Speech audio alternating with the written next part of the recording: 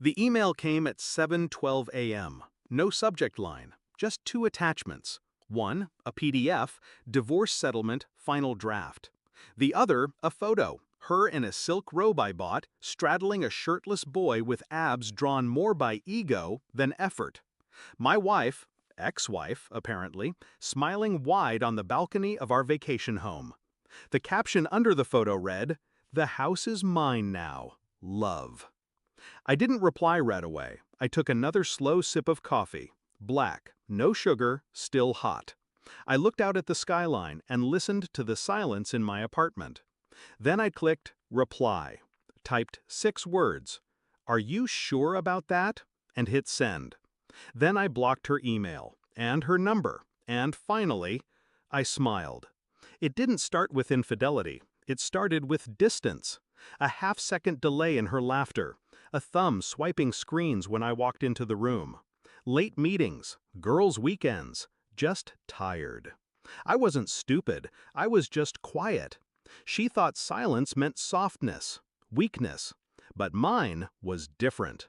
Mine meant calculation. I let her grow comfortable, watched her transform from the woman I married to something else entirely. Sharper, colder, hungrier for status. Image mattered more than intimacy. She began to see me as a stepping stone she had already stepped over. She thought I wouldn't notice the shift. She thought I was asleep. I wasn't. I was documenting. While she was laughing with him in my home, I was sitting with my attorney. The property deed? Still in my name. She'd signed a transfer agreement, sure, but it wasn't recorded. And the clause she never read? Revocable. Contingent on fidelity. Ironic. She never noticed me installing security cams at the vacation house. Never saw the remote login alerts I set. I watched her sneak him in. Watched him wearing my clothes, drinking my wine, fucking her in my bed. The bed her prenup said she had no rights to if adultery was proven. I downloaded the footage, dated, time-stamped, clear. I burned it to a USB the size of her conscience. Then I waited. 3 days later, she tried to access the house's security system and got locked out. She called the property manager. He called me. She panicked. She sent messages, emails, voicemails, all blocked.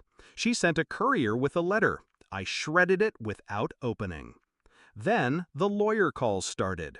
Her new husband, barely legal enough to rent a car, left her once he realized the beach house came with eviction papers, and cameras, and a non-disclosure clause.